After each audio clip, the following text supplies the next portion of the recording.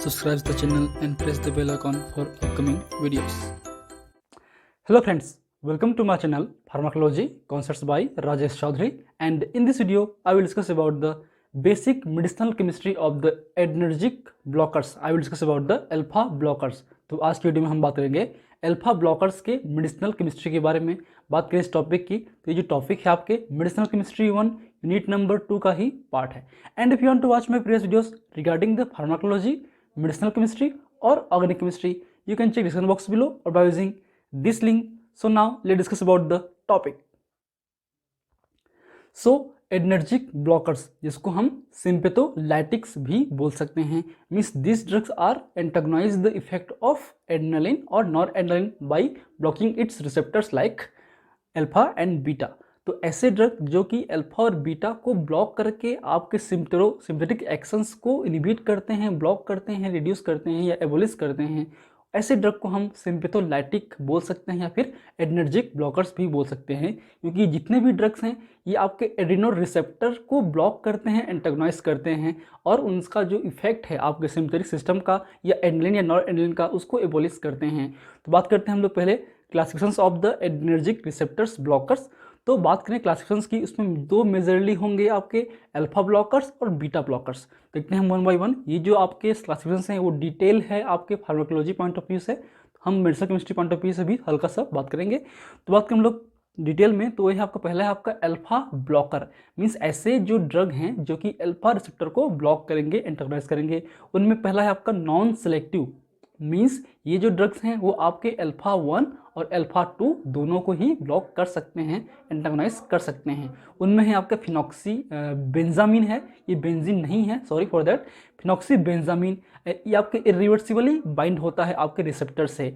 फिर आपका फेंटोलामिन, टोलाजोलिन, dihydro एर्गोटामिन and dihydro एर्गोटॉक्सिन, ये जो आपकी इर्कोड एल्कोलाइड है, एर्गोटामिन और एर्गोटॉक्सिन, ये एक तरीके से इनके जो नेचुरल हैं, या एर्गोटामिन या एर्गोटॉक्सिन की बात करें तो ये अल्फा एगोनिस्ट की तरह काम करते हैं, लेकिन जो डाईहाइड्रो डेरिवेटिव्स हैं, हाइड्रोजनेटेड डेरिवेटिव्स हैं, वो आपके अल्फा 1 ब्लॉकर की तरह काम करते हैं।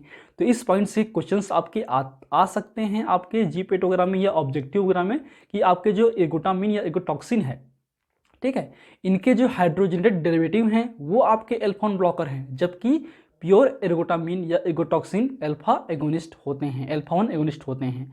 This are the non selective, means alpha 1 और अल्फा 2 दोनों को ब्लॉक कर सकते हैं। नेक्स्ट आपका सेलेक्टिव अल्फा 1 ब्लॉकर, जिसमें आते हैं जोसिन्स, जैसे कि बात करें प्राजोसिन्स, टेराजोसिन, डोक्साजोसिन्स। तो ये जो तीन ड्रग हैं प्राजोसिन्स, टेरा और डोक्सा, ये बेसिकली आपके ब्लड वेसल्स में जो आपके अल्फा 1 रिसेप्टर्स हैं उन पे जाके बाइंड करते हैं, ब्लॉक करते हैं, इसलिए इनका जो बेसिक यूज़ है वो एंटी हाइपरटेंसिव के रूप में होता है।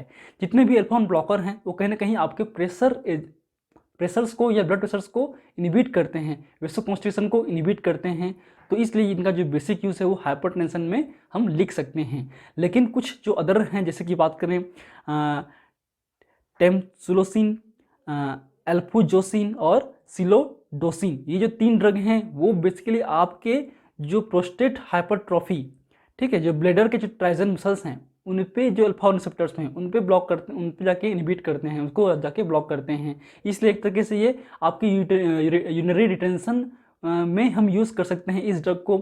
आपकी जो प्रोस्टेट हाइपरट्रॉफी है, जिसकी वजह से जो प्रोस्टेट ग्लैंड का जो साइज है यहाँ पे ब्लॉक कर देता है आपके यूरिनेशन को, तो उसके केस में हम इन ड्रग्स का यूज़ कर सकते हैं ताकि यूरिन प्रॉपर्ली हो सके, यहाँ का जो मसल्स हैं वो रिलैक्स हो सके। फिर आते हैं हम alpha 2 blocker. Alpha 2 receptors basically pre synaptic neurons पे पाए जाते हैं, जो कि इनहिबिटरी एक्शन शो करते हैं आपके इनका। तो बेसिकली ये जो अल्फा 2 रिसेप्टर्स हैं वो एक तरीके से जो सिम्पथेटिक आउटफ्लो है उसको कम करते हैं। तो अल्टीमेटली जो ब्लॉकर हैं वो आपके सिंथेटिक आउटफ्लो को, नॉर एड्रेनलिन के सिक्रेशन को, रिलीज को इन्हेंस करेंगे, ठीक है। उनमें से जो ड्रग हैं वो है आपका यूहोम्बिन, रॉल्सिन, आइडोक्साजेन और मियांसेरिन, ये कुछ ड्रग हैं।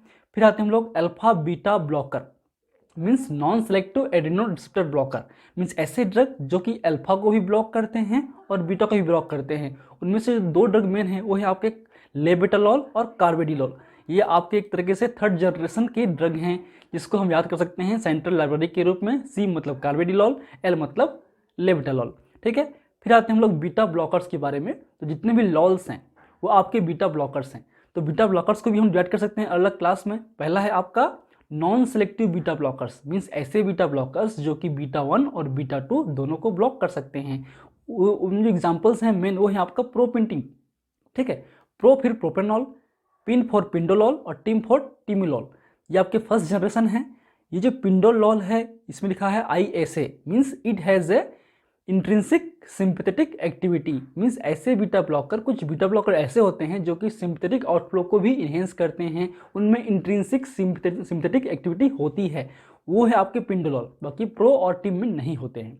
फिर आते हैं हम लोग cardio selective beta 1 receptor blocker, इसको हम याद कर सकते हैं new beta blocker acting intensively या एक्सक्लूसिवली एट मायोकार्डियम, ठीक है। तो न्यू जो बीटा ब्लॉकर्स हैं वो आपके मायोकार्डियम पे काम करते हैं। तो N फॉर नेबिबोलॉल जो कि थर्ड जनरेशन है, फिर बिटॉक्सोलॉल, बिसोप्रोलॉल, एसिब्यूटोलॉल, स्मोलॉल, एटेनोलॉल, मेटाप्रोलॉल, और ये कुछ ड्रग हैं, आप इसको आप और आपके कार्बिडिलॉल, ठीक है, सेलिप्रोलॉल, सॉरी, ठीक है। तो ये सेलिप्रोलॉल भी जो हैं, तो N फॉर नेबिडोलॉल, B फॉर, इस तरीके से आप याद कर सकते हैं। तो ये जो हैं ये आपके बिटॉक्सोलॉल से लेकर मेटाप्रोलॉल तक सेकंड जनरेशन के ड्रग हैं, जबकि नेबिबोलॉल थर्ड जनरेशन के ड्रग हैं। ये भी क्वेश्चंस आते हैं कि इनमें कौन सा थर्ड जनरेशन सेकंड जनरेशन है, ठीक है। ये जितने हैं आपके फर्स्ट जनरेशन ड्रग हैं, ये आपके थर्ड जनरेशन ड्रग हैं, ये आपके सेकेंड हैं। फिर है आपका बीटा 2 ब्लॉकर जो कि बहुत ही कम यूज़ होता है, तो वो आपको बिटॉक्सामिन। तो ये कुछ आपके ड्रग्स हैं जो कि एड्रेनो रिसेप्टर्स ब्लॉकर्स हैं। तो अब आते हैं हम लोग मेडिसिनल केमिस्ट्री की ओर। तो मेडिसिनल केमिस्ट्री के हिसाब से बात करें तो बेसिकली आपको जो सिलेबस में कुछ ही ड्रग हैं, पूरे ड्रग नहीं हैं, उनमें जो मेन ड्रग्स हैं आपके टोलाजोलिन, अल्फा ब्लॉकर की बात करें तो टोलाजोलिन, फेंटोलामिन, फिनोक्सीबेंजामिन, डाइहाइड्रोएगोटामिन, प्राजोसिन, मिथाइल सेरिजेट, ठीक है। तो ये कुछ ड्रग हैं जिसको आपको पढ़ना है। इंपॉर्टेंट आपका टोलाजोलिन ही है, इसका हम डिटेल भी पढ़ेंगे, मतलब सिंथेसिस भी पढ़ेंगे। इसके अलावा मेरे हिसाब से प्राजोसिन और ये दोनों ड्रग फेंटोलामिन और फिनोक्सीबेंजामिन, ये 4 ड्रग के अलावा बाकी ये सब नहीं आएगा। मिथाइल सेरिजेट क्यों आपके सिलेबस में है अल्फा ब्लॉकर में, मुझे समझ नहीं आ रहा है। इसमें ये बेसिकली आपके 5-HT मीन्स सीरोटोनिन एंटागोनिस्ट है, इसमें बहुत ही कम अल्फा 1 ब्लॉकिंग एक्टिविटी होती है, बहुत ही कम, इसको भी आप मत पढ़िए। आप बेसिकली ये 4 ड्रग को ही फोकस कीजिए अल्फा ब्लॉकर के केस में। तो आज की वीडियो में हम केवल इन्हीं ड्रग के बारे में डिटेल में बात करेंगे। सेकेंड क्लास का जो ड्रग है बीटा ब्लॉकर्स, उसमें आपको पढ़ना है सार ऑफ द बीटा ब्लॉकर्स, उसके अलावा प्रोप्रेनोलॉल, मेटीब्रेनोलॉल, एटेनोलॉल, बिटॉक्सोलॉल, बिस्प्रोलॉल, स्मोलॉल, मेटोप्रोलॉल, लेविटोलॉल और कार्बिडिलॉल, ये कुछ और ड्रग हैं, ठीक है। हम बात करते हैं 1 बाय 1। तो पहले आज की बात करेंगे, हम बात करेंगे अल्फा ब्लॉकर्स की, means this are the drug which block the alpha 1 receptor और अल्फा रिसेप्टर्स, अल्फा 1 अदर और अल्फा 2, ठीक है। ये अल्फा 1 और अल्फा 2 दोनों को ब्लॉक कर सकता है। बात करें क्लासिफिकेशंस की, ऑलरेडी बात कर चुके हैं। Non selective alpha blocker means alpha 1 और अल्फा 2 दोनों को ही ये ब्लॉक कर सकता है, क्लियर है। तो उनमें से जो हैं आपके, जो बात करें केमिस्ट्री के रूप में, तो आपके हेलो एल्काइल एमीन डेरिवेटिव होते हैं जिसमें आप कहते हैं फिनोक्सीबेंजामिन। आपके इमिडाजोलिन डेरिवेटिव में आते हैं फेंटोलामिन और टोलाजोलिन। एगो डेरिवेटिव में आते हैं आपके डाइहाइड्रोएगोटामिन। ये आपके 3 नॉन सेलेक्टिव अल्फा ब्लॉकर हैं।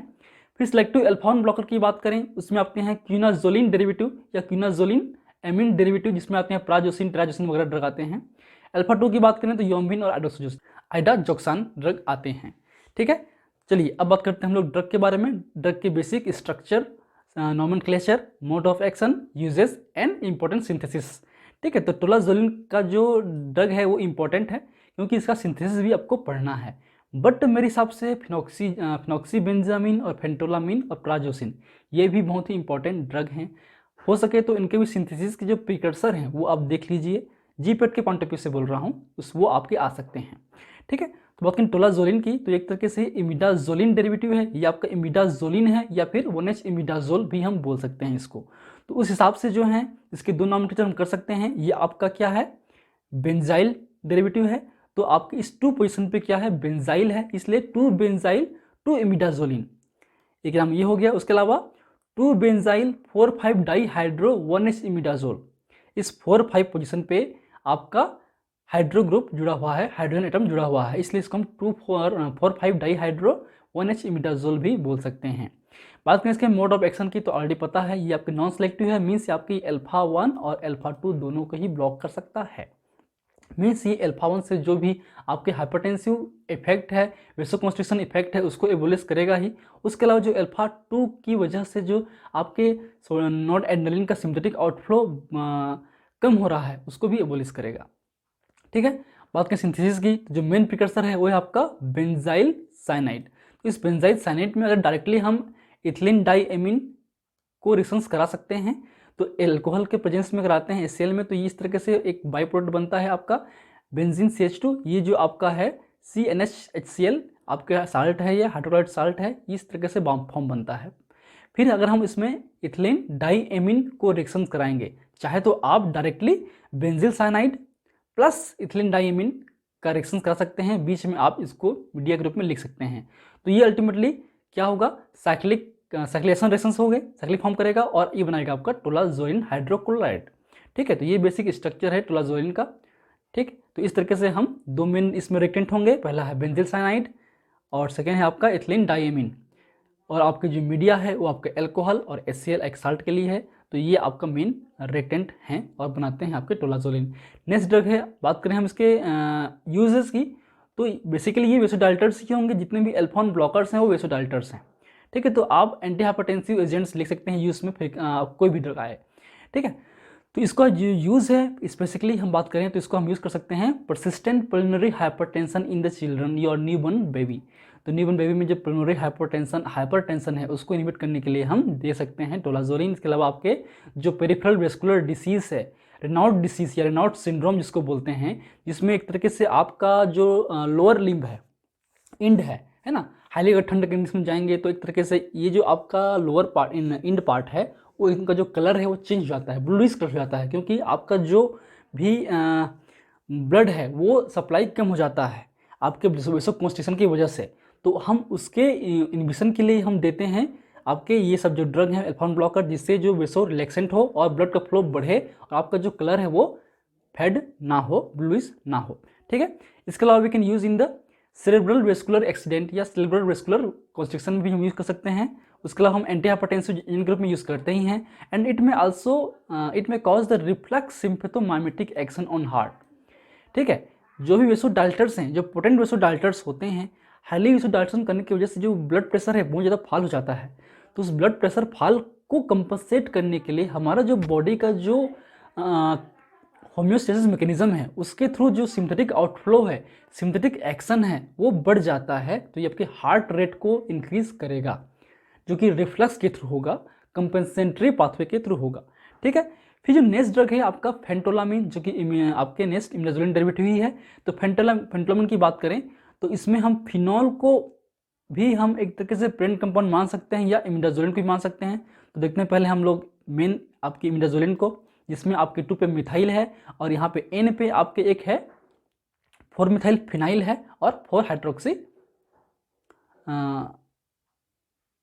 1 है, तो 3 हाइड्रोक्सी बेंजीन है। ठीक है, तो देखिए क्या है, 2 पोजीशन पे N पे, इस 2 पोजीशन पे N पे क्या है 4 मिथाइल फिनाइल एंड N पे क्या है 3 हाइड्रोक्सी फिनाइल एमिनो। ठीक है, मिथाइल इमिडाजोलिन। ठीक, या फिर हम इसको बोल सकते हैं 3 पे आपके इस जो फिनॉल के ये 1 ये 2 ये 3, इस 3 पे क्या है, इस N पे है 2 इमिडाजोलिन 2 आइल मिथाइल और पैरा टोल्विडिनो या फिर 4 मिथाइल फिनाइल फिनॉल। तो इस तरीके से इसका नॉमेनक्लेचर कर सकते हैं। ठीक है, अब हर एक रिंग को याद रखिए, उसके बाद जो पोजीशन के हिसाब से उसको नॉमेनक्लेचर करिए ताकि आपको इजी पड़ सके, प्रैक्टिस कीजिए आपको आएगा। फिर नेक्स्ट है आपका मोड ऑफ एक्शन, तो ये भी नॉन सेलेक्टिव है, अल्फा 1 अल्फा 2 दोनों को ब्लॉक कर सकता है। ये शॉर्ट ड्यूरेशन के लिए होता है, बहुत शॉर्ट ड्यूरेशन का एक्शन है इसका, इसलिए इसको हम डायग्नोसिस पर्पस के लिए हम यूज कर सकते हैं। It can use to control the hypertension in patient with the pheochromocytoma. जो फियोक्रोमोसाइटोमा है जिसमें एक तरीके से मतलब है एड्रेनल ट्यूमर, जो एड्रिनल ग्लैंड का ट्यूमर बन जाता है उसको बोलते हैं फियोक्रोमोसाइटोमा। तो उसके ऑपरेशन में, सर्जिकल ऑपरेशन में हम उस समय हाइपरटेंशन को कंट्रोल करने के लिए आपके फेंटोलामिन दे सकते हैं। It can also use in the intra operative management of the hypertension in pheochromocytoma and it can control the hypertension due to the clonidine withdrawal effect. ठीक है, इसमें वो छूट गया है। ये जो भी आपके एल्कोहल या क्लोनिडिन विड्रॉल इफेक्ट सिम्टम्स हैं उसको इनहिबिट करने के लिए हम दे सकते हैं। आपके हाइपरटेंशन कॉज करता है, इसको कम करने के लिए दे सकते हैं। फिर नेक्स्ट आपका फिनॉक्सीबेंजामिन, जो कि एक तरीके से इथाइल एमिन डेरिवेटिव है एक तरीके से। तो ये आपके इथाइल एमिन की बात करें तो इसके एन पे क्या, ये आपका CH2, ये भी हम इथाइल एमिन बोल सकते हैं इस पॉइंट को। तो ये भी नॉमेनक्लेचर है, इस पे हुआ है। ये पोजीशन नंबर 1 है, ये 2 है।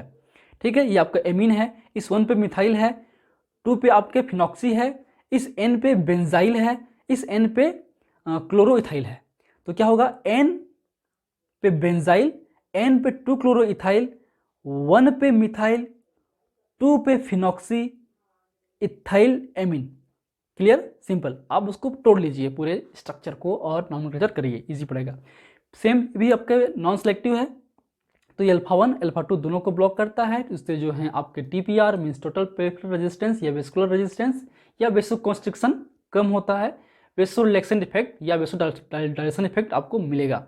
ये जो बेसिकली नॉर एड्रेनलिन रिलीज को भी इन्हेंस करता है क्योंकि ये अल्फा 2 को ब्लॉक करता है। इसके अलावा यूज है treatment of the pheochromocytoma, Raynaud's syndrome and the hypertension, and it is also used in the treatment of urinary retention due to the prostate hypertrophy. तो इसका यही बेसिक यूज है। अब आते हैं नेक्स्ट ड्रग है आपका डाइहाइड्रोएर्गोटामिन। डाइहाइड्रोएर्गोटामिन का स्ट्रक्चर और नॉमेनक्लेचर आप भूल जाइए, आप ना तो इसको याद रख पाएंगे ना तो इसको लिख पाएंगे। ये क्वेश्चंस नहीं आते हैं, आता भी है तो आप उसको छोड़ दीजिए क्योंकि ये इतना टफ जो है आपको नहीं पढ़ना है क्योंकि वेस्टेज है। ठीक है, क्योंकि ये जो आपके मेन एग्जाम्स वगैरह में नहीं आते हैं। अगर कोई नॉन मेडिसिनल केमिस्ट्री के टीचर क्वेश्चन पेपर छांट रहा होगा तब ये आ सकता है, बाकी इसका जो मेन कॉन्सेप्ट है वो आते हैं। तो क्या है, hydrogenated derivative are generally alpha blocker. जैसे हमने कहा जो नेचुरल एल्कलॉइड्स हैं एर्गोटामिन और ergotoxine, it shows the partial they show the partial agonist and antagonist of the alpha receptors. तो ये एक तरीके से जो नेचुरल एल्कलॉइड्स हैं एर्गोटामिन और एर्गोटॉक्सिन वो अल्फा एगोनिस्ट हैं, जबकि हाइड्रोजनेटेड या dihydro derivative of the ergotamine are the alpha 1 blocker. ठीक, क्लियर। इसका जो यूज़ है हम यूज़ करते हैं treatment of migraine and headache, combination with the heparin. It can be used in the prophylaxis of the post operative deep vein thrombosis. तो इसको migraine headache में भी यूज़ कर सकते हैं, उसके अलावा डीप वेन थ्रोम्बोसिस में भी यूज़ कर सकते हैं हिपेरिन के साथ में। फिर नेक्स्ट आपका prazosin, that is a selective alpha 1 blocker.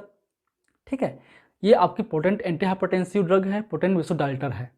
ठीक, इसका जो स्ट्रक्चर है वो आपके क्विनाजोलिन डेरिवेटिव है। ये जो रिंग है बेंजीन NN इस पोजीशन पे, ये क्विनाजोलिन रिंग है। इस क्विनाजोलिन रिंग पे 4 पे एमिनो है, 6-7 पे मिथॉक्सी है। इस आपके जो 1-2 पोजीशन पे अब क्या है, पिप्राजिन है।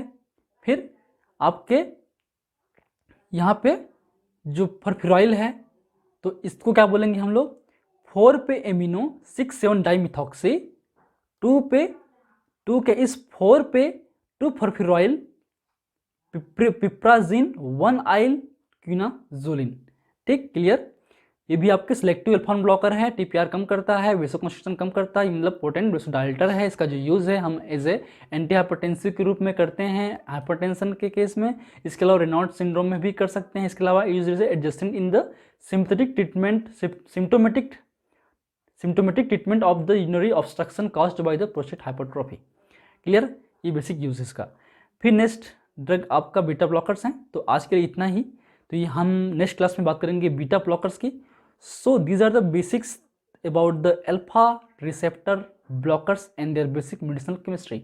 आई hope you like my videos. इसका जो नोट्स हैं वो हमने ऑलरेडी डिस्क्रिप्शन बॉक्स में दे दिया है link. So if you like my videos please press the like button, share with your friend, and any feedback please comment on the comment section. That motivates me for the upcoming videos.